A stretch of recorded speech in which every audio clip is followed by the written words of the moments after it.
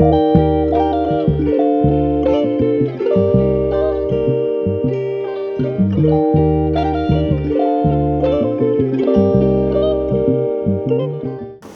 쿠데타 이후에 전개까지 우리가 다 아는 겁니다. 5.18 비상계엄이 딱 연상이 돼가지고 몸이 얼어붙었어요. 그래서 한 시간 동안 다다닥 떨었습니다. 대만까지 잡으러. 이게 그냥 계속 사태 추이를 봤는데 국회에서 결국은 이게 그 비상계엄이 해제되는 걸 보면서 내가 거꾸로 어떤 생각을 했냐면 윤석열이는 바보 아닌가? 어떻게 이렇게 어설프게 하지? 그래서 이게 어떻게 이렇게 계엄을 어설프게 한 놈들이 있나? 이런 생각이 딱 들어요. 도대체 얘들은 그러면 이게 제대로 하려고 한 것인가? 그때 이제 가졌던 의문인데 나중에 그 의문들이 여러 가지가 이렇게 보면서 이게 풀려나가는 측면이 있는데요. 어쨌든 탄핵이 이제 국회에서 의결이 되고 이제 헌재로 가게 되는데 이 일련의 과정 속에서 계속 윤석열의 친위 쿠데타를 정당화하는 이제 말하자면 시도들이 계속되고 이제 거꾸로 예를 들면은 그 비상계엄에 경고를 했던 김민석이나 이런 사람들의 이야기가 이제 맞아 들어가는데 이 사람들이 왜 비상계엄을 경고했는가가 추적이 되는 겁니다. 결국은 군부에서 이 핵심적인 군부의 이 계엄 체제가 되게 되면은 계엄 사령관뿐만 아니라 곧바로 투입되는 최고의 지휘부는 바로 방첩사입니다. 군 내에서의 정치군인들이 바로 방첩사입니다. 그리고 6.25 당시에 학살을 저질렀던 이 부대가 바로 방첩부대입니다. 방첩부대는 원래 임무는 뭐냐 하면은 적을 군 내부에서 적과 내통하는 사람을 이를 말하자면 색출하는 사찰기관. 군 내에서 적과 내통하는 사람을 사찰하고 잡아들이는 정치군인들이 바로 방첩사고 최고의 끝발을 가지고 있습니다. 예를 들면 이승만 정권 때 같으면은 그 김창룡이라는 사람이 방첩부대장이었는데 이승만 다음에 제2의 권력자였습니다. 박정희 정권 시대는 군부가 약간 뒤로 빠지면서 중앙정보부장이 제2의 권력자였습니다. 이구락. 예, 김정희 마찬가지고요. 그래서 이 방첩사라는 조직은 그 최고로 말하자면 근위병이라고 보면 됩니다. 여러분 근위병 들어봤죠? 옛날 왕조 체제에서 왕의 호위부대예요. 왕의 호위부대가 방첩사입니다. 그런데 방첩사령관을 윤석열이 자기의 최측근 중앙고 후배들을 배치할 때부터 사람들이 눈치를 챈 거죠. 그 다음에 이제 국방부 장관을 김용현으로 자기 중앙고등학교 1년 선배를 배치할 때부터 사람들이 눈치를 챈 겁니다. 그러니까 한국 사회에서는 최고로 믿을 만한 게 고향 사람 아니면 동문들 아닙니까? 그러니까 고향 사람 동문을 거기에 배치할 때 윤석열은 이미 계획을 하고 있었던 거죠. 사후적으로 우리가 확인이 된 것이죠. 그러면 이 사람들을 배치를 해서 이제 결국 명령을 내렸는데 그 명령이 작동하지 않는 거죠. 그 명령이 작동하지 않는 거를 알아채지 못할 정도로 이 사람들은 윤석열과 이 말하자면 최측근 핵심 이 사람들은 그 상황 속에서 우리 사회가 어떻게 변했는지에 대한 감이 없었던 거죠. 우리가 다 알듯이 국회에 가서 그날 계엄을 무력화시킨 그 말하자면 그게 몸싸움 했던 사람들은 누구냐? 국회 보좌관들입니다. 국회 보좌관들이. 이 보좌관들은 대부분 운동부 출신들이 많아요. 그리고 그 사람들은 그날 거기서 술 먹다가 쫓아갑니다. 그날 밤에.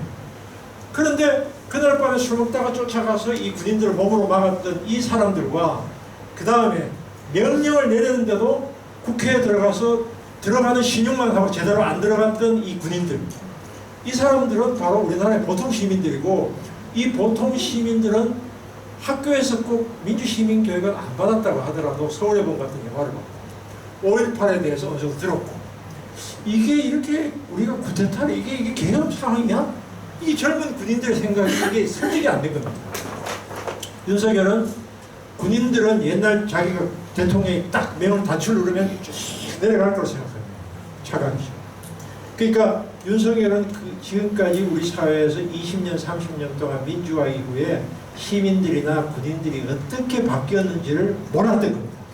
그런데 문제는 그 다음에 우리가 다 봤듯이 자, 국힘은 그렇다고 치고 한덕수, 최상목을 비롯한 국무위원들, 그 다음에 헌재 재판관들, 그 다음에 검사들, 판사들 이 사람들은 할 수가 있다면 이 쿠데타를 되돌리려고 했습니다. 즉 윤석열이 다시 권력을 잡을 수 있는 방향으로 수많은 시도를 했습니다. 이거 우리가 알고 있는 거예요. 서부지구 단독사건. 그동안에 우리 사회에서 청년 우익들이나 이 극우 세력들은 말로는 인터넷상으로서는 엄청 떠들고 댓글 달고 했는데 행동으로 옮긴 적은 별로 없었습니다. 그래서 이 사건이 앞으로 우리 사회에서 어떻게 될 건가, 민주화에서 어떻게 될 건가 굉장히 중요한 포인트입니다.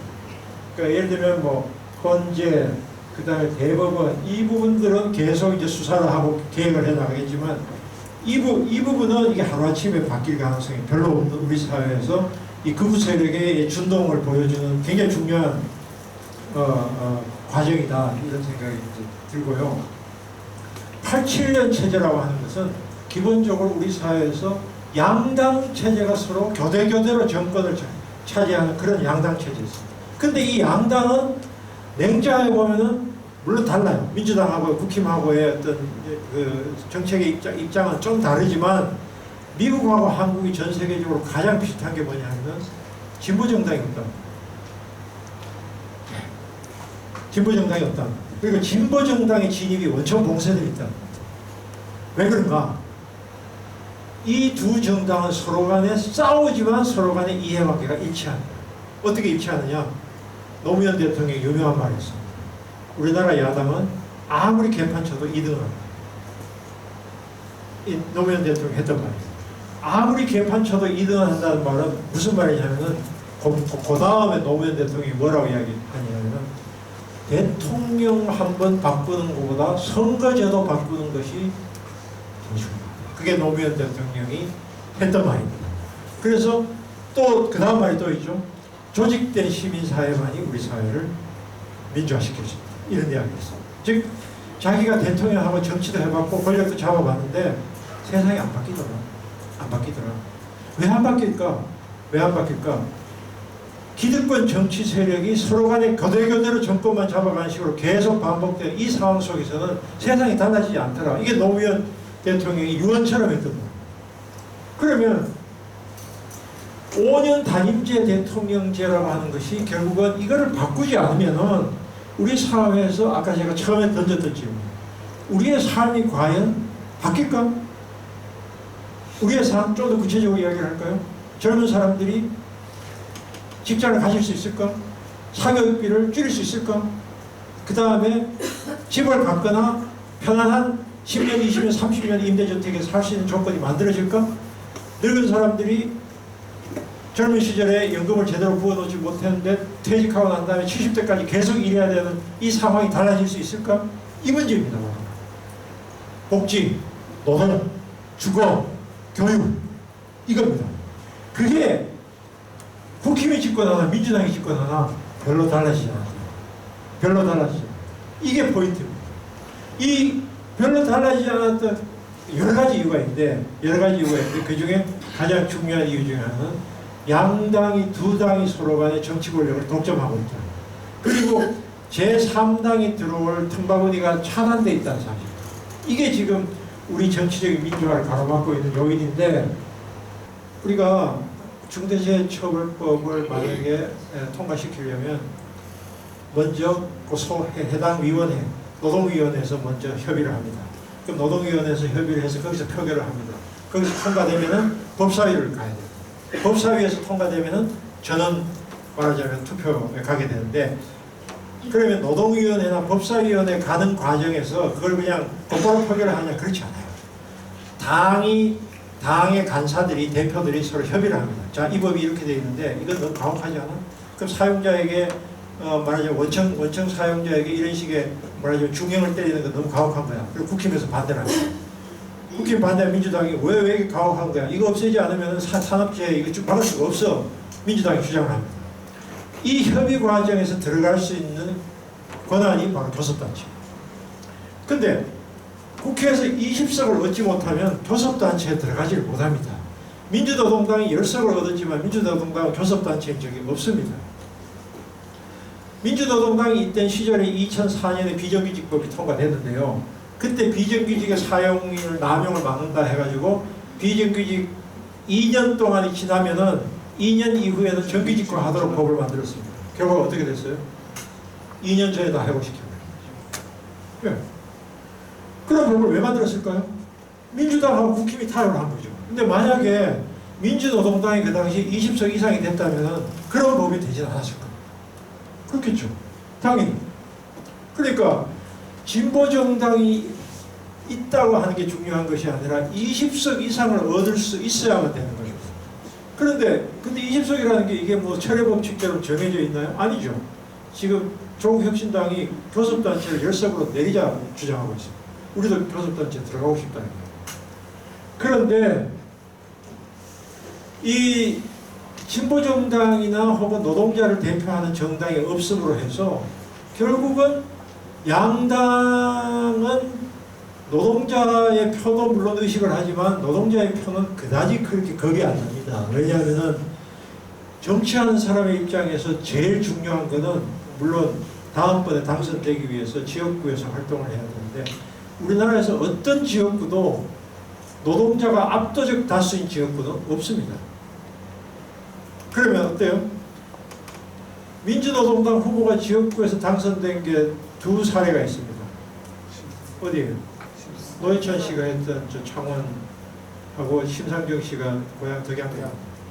근데 심상정 씨는 덕양구에서 전국적인 지명도가 있으니까 됐지만 노회찬 씨는 이제 창원에서 거기도 노동자 밀집 거주 지역이고 울산에서는 여러 번 후보로 출마했는데 노동자 후보가 다 떨어졌습니다.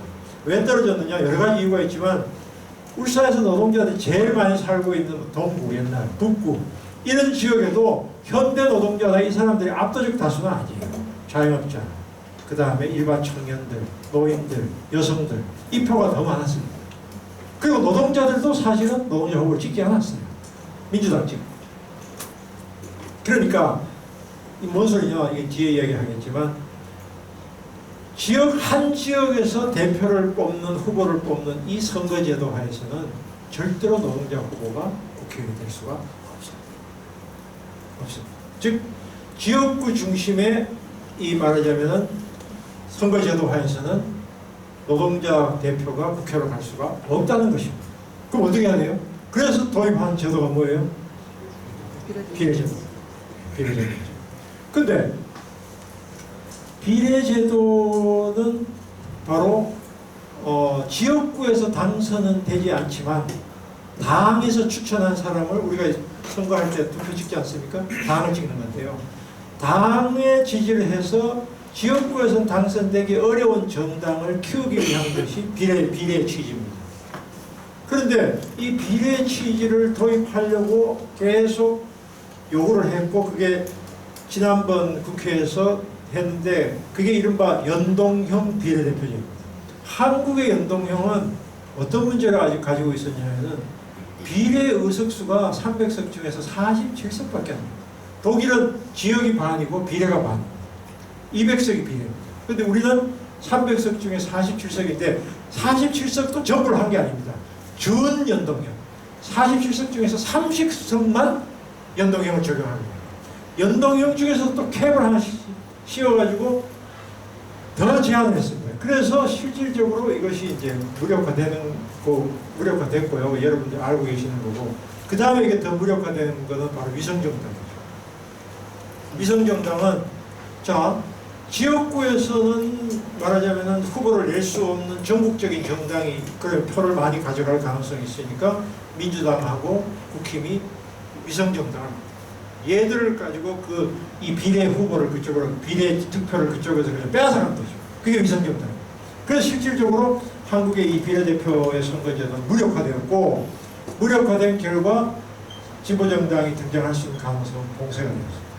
자, 이런 과정이 있다면 앞으로 우리 사회를 정치를 바꾸기 위해서 가장 중요한 문제는 어떤 문제가 있느냐? 정치적으로 결국은 우리 사회에서 민주주의 여러분들이 어떻게 생각하시는지 모르겠는데 민주주의란 선거제도가 아니다라고 제가 아까 말씀드렸죠. 민주주의는 민이 직접 자기의 운명과 결정된 의사결정 과정에 개입하는 겁니다. 그런데 우리는 대표를 뽑은 다음에 그 사람이 위임을 합니다. 위임을 했는데 그 위임된 대표가 배신됐다면 어떻게 할까요? 공약은 그럴듯하게 내세웠는데 당선되자마자 그 다음 날부터 배신되고 어떻게 해야 돼? 이 문제가 있어요. 그 다음에 배신대를 했을 때 이 사람을 끌어내릴 수 있느냐 이 문제가 있고요. 또 하나는 내가 설사 저 사람 배신 때리지 않았다고 하더라도 우리가 원하는 입법 개혁 과제를 저 사람이 하지 않았을 때, 저 정당이 하지 않았을 때, 말로는 자기들이 하겠다고 했는데 하지 않았을 경우에 강제할 수 있는 방법이 뭐가 있냐? 강제할 수 있는 방법. 그러니까 입법은 국회의원들만 만들게 되어 있는데 입법을 시민들이 직접 할 수는 없는 이 문제죠. 시민들이 직접 입법을 할 수 있는 방법이 없나? 그리고 시민들이 위임한 사람을 끌어낼 수는 없나? 두 가지 문제가 있습니다. 결국은 직접민주주의 문제이고요. 아까 제가 이야기한 것은 우리 사회에서 대표되지 않는 상당수의 다수를 국회로 보낼 수 있는 방법 첫 번째. 두 번째, 보낸 다음에도 우리를 대표한다고 보냈지만 그 사람도 배신 때릴 수 있습니다. 그 사람도 배신 때릴 때 그 사람을 끌어내릴 수 있는 방법은 없나? 그리고 배신을 안 때렸다고 하더라도 그 사람들이 만든 정당이 원래 자기들이 내걸었던 공약을 파기해버리고 무시했을 때 우리가 그럼 할 수 있는 방법이 없나? 이 세 가지 문제가 해결되어야 민주주의가 되는 것입니다. 그런데 이 선거민주주의라고 하는 것은 이 세 가지 어느 것도 충족을 시키지 못합니다. 어느 것도 충족시키지 못합니다. 우선 아까 제가 예를 들었던 한 가지, 지역구에서 대표를 뽑는 게 우리처럼 300석 중에 250석이 넘게 되면은 지역구에서는 절대로 진보적인 후보가 당선될 수가 없게 되어 있습니다. 민주당이나 국힘은 왔다 갔다 할 수 있어요. 그렇지만 그 두 정당이 아닌 새로운 후보, 예를 들면 안산 같은 경우에 이주 노동자들이 많다고 칩시다. 이주 노동자를 대변할 수 있는 후보가 만약에 나온다. 한국에 있는 지금 이주 노동자가 몇 만이에요? 200만 정도, 비공식적이지만 200만 된다고 합시다. 200만을 대변할 수 있는 국회의원이 한 명도 없어요. 그러면 이 사람들을 대변할 수 있는 사람은 어떻게 뽑지? 지역구에서 그런 사람이 당선될 가능성은 없어요. 왜 없느냐? 지역구에서는 언제나 TV에 많이 나온 사람, 돈 많은 사람이 당선되게 돼요. 그럼 지역구에서 공천을 받아야 되는데 민주당이나 국힘은 지역에서 신망이 있는 활동을 많이 하는 분을 공천을 해주지 않습니다. 당선 가능성이 있는 사람은 공천해줘요. 당선 가능성이 있다는 건 뭐예요? TV에 많이 나온 거예요. 돈이 많거나 검찰 출신이거나 판사거나 서울대 출신이거나 이겁니다. 그러면 지역에 있는 보통 사람이 아무리 이 신망을 얻어서 공천을 받고 싶어도 낙하산에 내려가가지고 그 사람을 밀어버려요. 그래서 지역구가 이런 식으로 과대 대표되고 있는 나라에서는 민주주의가 제대로 실시되기가 어렵다는 거예요. 그래서 지역구 중심의 이 선거제도는 언제나 근권 정치로 간다는 것이 통설입니다.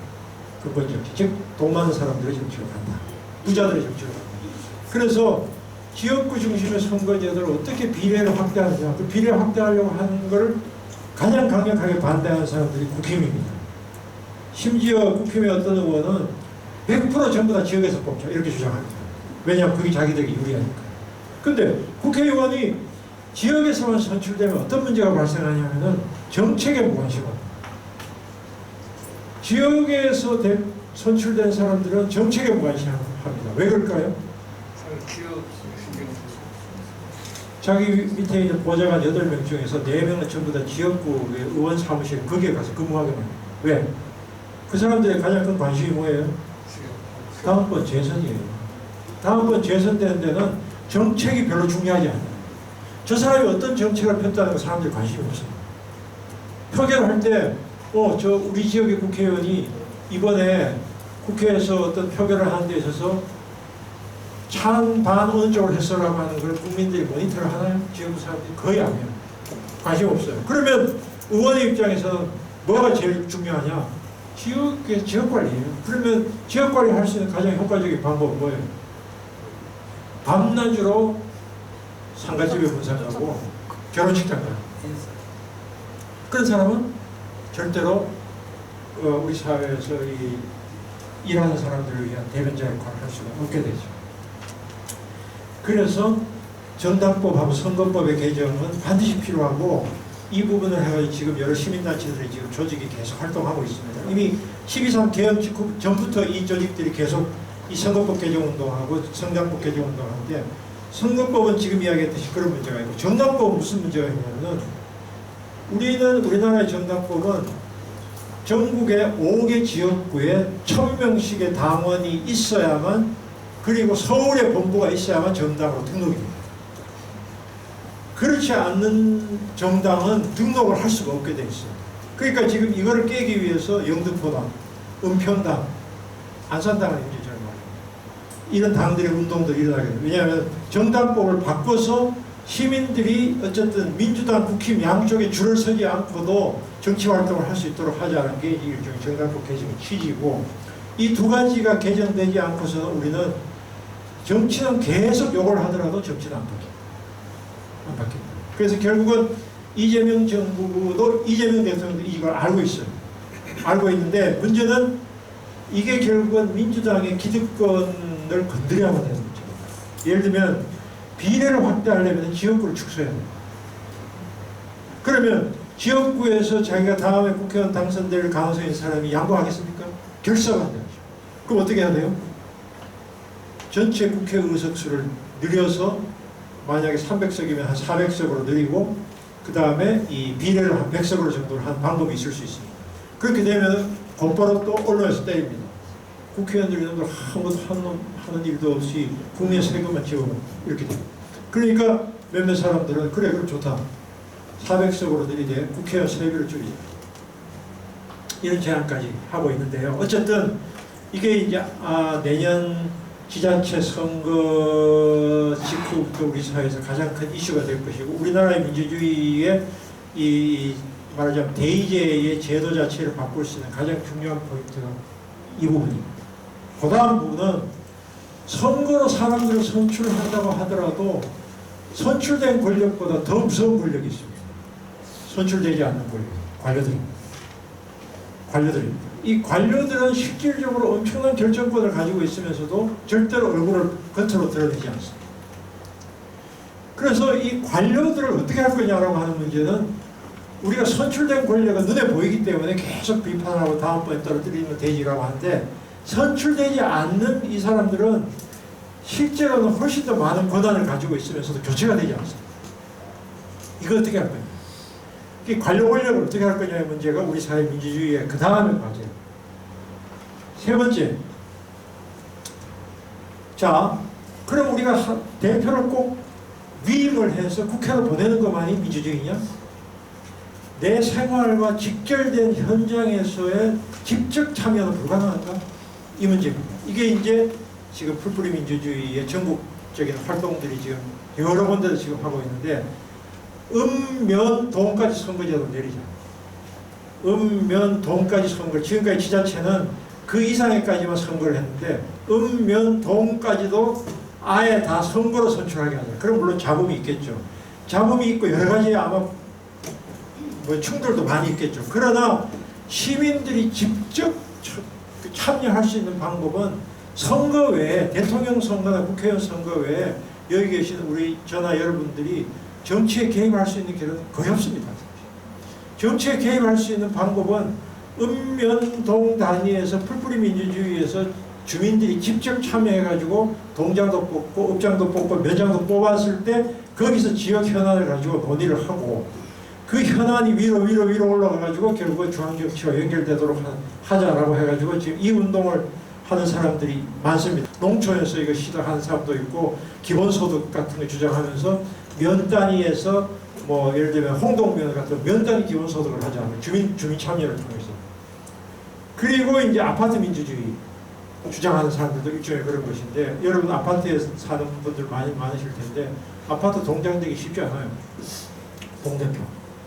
아파트 동대표가 그 상당한 막강한 이권을 가지고 있어요. 하다못해 무슨 배관 하나 교체하고 엘리베이터 교체하면 그게 수억이 왔다 갔다 해요. 이게 전부 다 이 복마전 비리투성인데, 여기에 사람들이 개입을 해가지고 지역 주민들이 그거를 결정하도록 하는 방식으로 해서 결국은 우리나라 정치를 바꾸자라고 하는 것이, 이것도 지금 이 세 가지가 전부 다 법적 사안이에요. 이 풀뿌리 자치기본법 지금 국회에 지금 논의 중입니다. 자치기본법, 읍면동 선거가 주민총회 문제. 두 번째, 관료체제 극복의 문제는 이거는 굉장히 복잡한데 개방직을 확대해가지고 관료를 견제하는 방법. 그 다음에 시민들이 계속 관료들의 정책 결정에 개입하는 방법.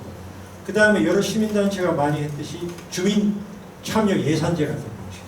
이런 식으로 이제 관료제도를 견제하는 여러 가지 방법들이 정당법, 선거법이 있고 그 최정점에 헌법이 있습니다. 이게 이제 결국 가장 큰 현안인데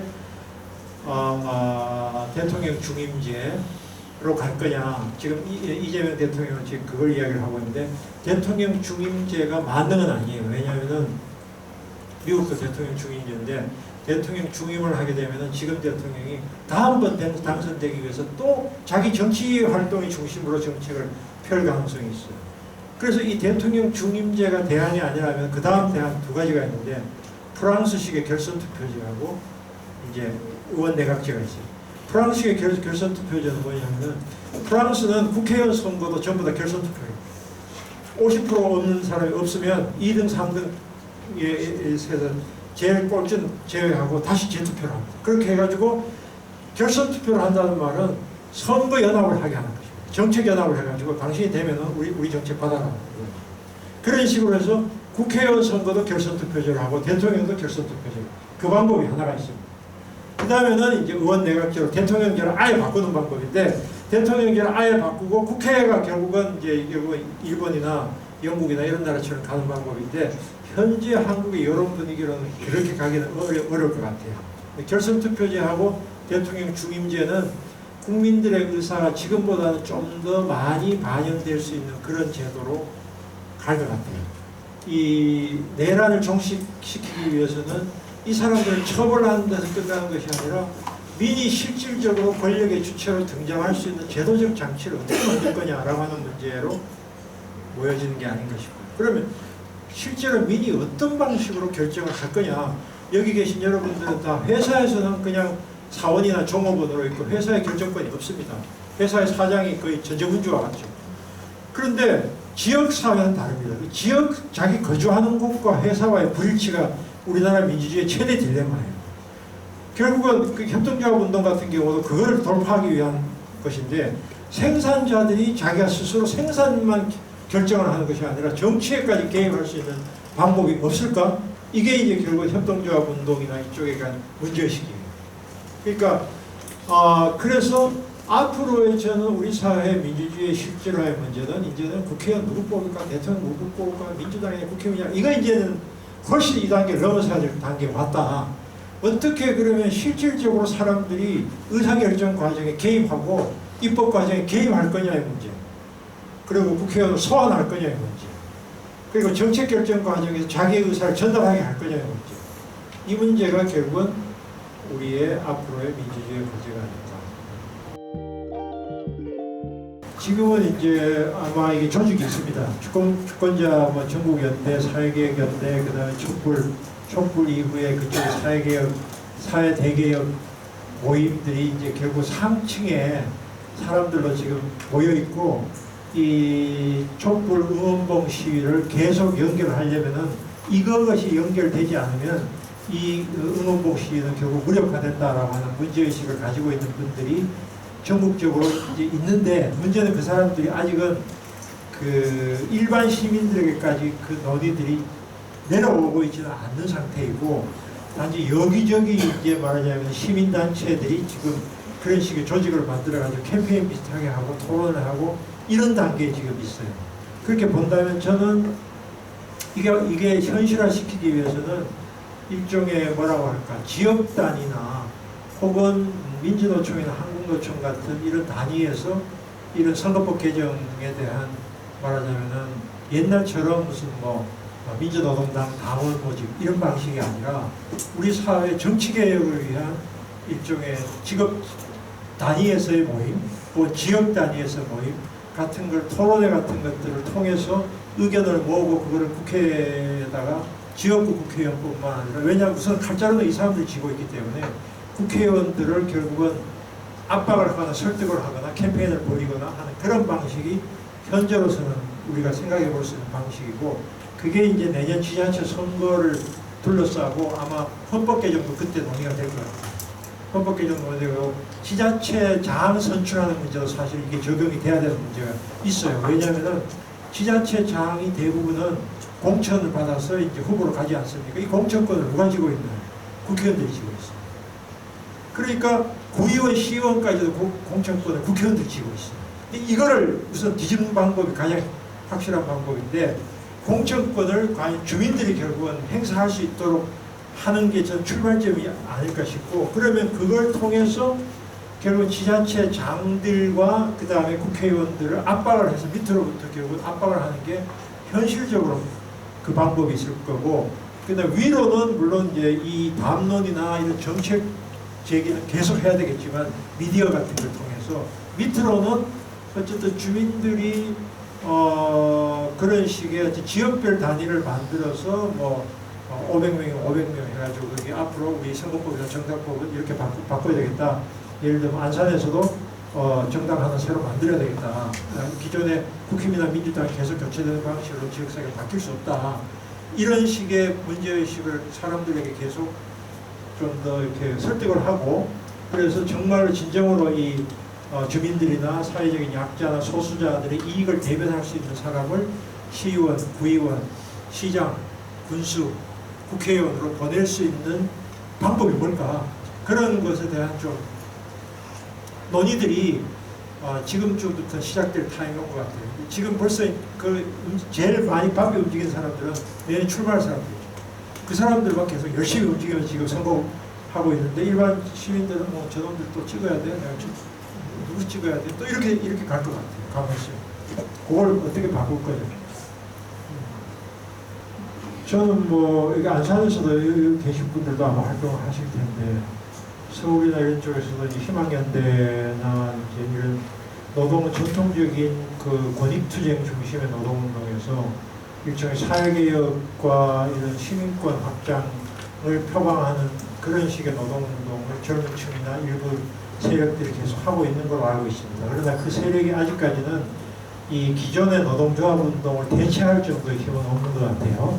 근데 저는 기존의 노동조합 운동에 대해서 제가 실망한 이유는, 기존의 우리나라 기업별 노조운동은 투쟁을 하면 할수록 결국은 회사 이익과 자기 이익을 일치시키는 방식으로 갈 수밖에 없고, 그러면 결국은 그 회사에 정규직이 되지 않는 사람들을 계속 배제하는 쪽으로 갈 수밖에 없다는 그 냉엄한 현실을 이제 보게 된 것이고, 그렇다면 이걸 극복할 수 있는 방법은 이제 정규직 안정된 직장을 가진 사람들은 우리 사회에서 점점 더 소수화되어 있고, 대부분의 노동자들은 불안전 취업자들이나 파트타이머나 비정규직이나 프리랜서적인 노동자들이 훨씬 더 다수예요.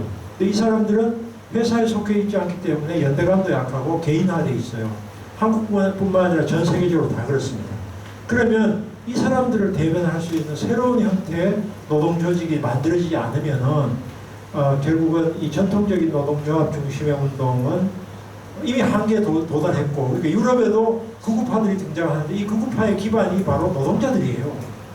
이 노동자들이 왜 극우파를 지지하느냐? 이주 노동자에 대한 두려움 때문에. 이주 노동자에 대한 두려움 때문에 전통적으로 노동운동했던 사람들이 다 우파로 넘어가 버린 겁니다. 그럼 이 사람들은 우파로 넘어가지 않게 할 수 있는 방법이 뭐가 있나?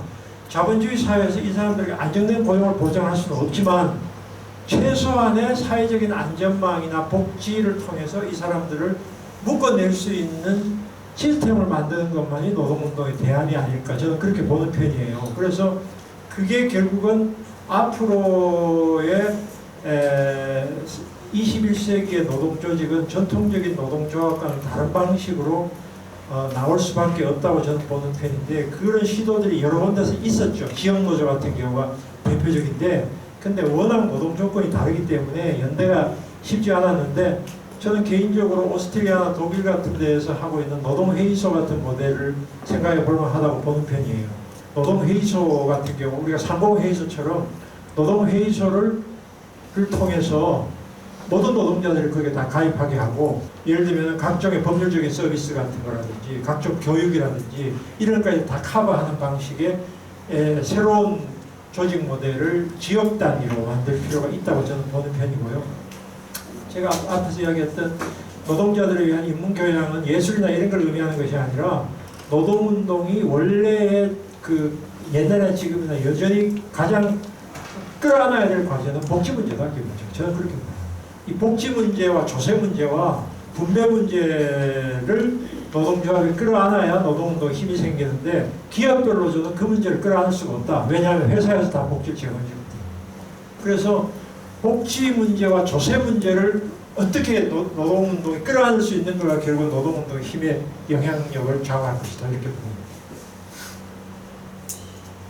요즘 조금 하나 더 붙이면 옛날 노동운동 했던 분들이 많이 지금 기후위기 쪽으로 많이 넘어갔는데 왜냐하면 기후위기는 이미 산업 자체를 이제 지금 흔들고 있거든요.